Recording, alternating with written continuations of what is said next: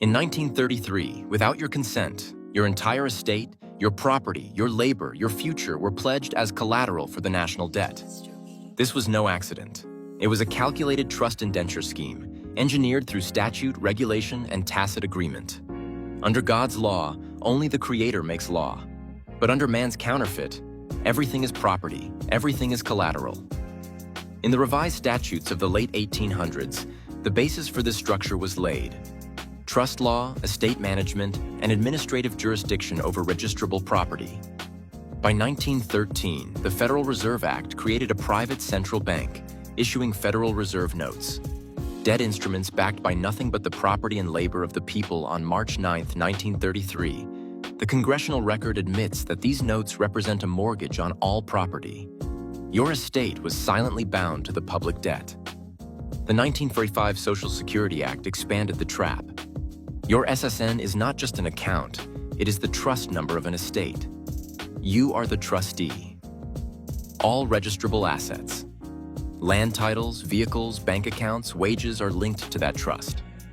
Under 26 CFR Sep 301 Bond Sav 701, trusts can be used to hold and manage property. When tied to public debt, they become the very mechanism of your bondage. The Depository Trust and Clearing Corporation holds birth certificates as negotiable instruments. Each certificate, under securities law, can be bonded, traded, and pledged as commercial paper under the Securities Exchange Act. You are the surety. Your estate is the collateral. Once your estate is in trust, they can charge for its use and its misuse. For use, property tax, licensing, registration fees, income tax for employing the estate in labor. For misuse, traffic fines, municipal penalties, court costs. Each penalty creates a constructive trust, an obligation, generating commercial paper, which functions as currency in the system.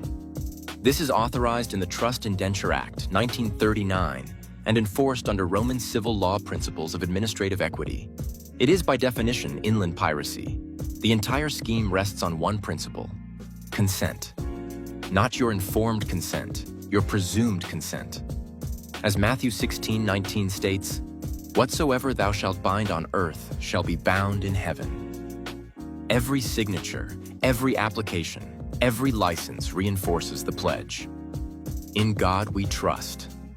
The 1933 mortgage was the moment the people's estates were seized and bound into a perpetual trust, administered as property of the debt system.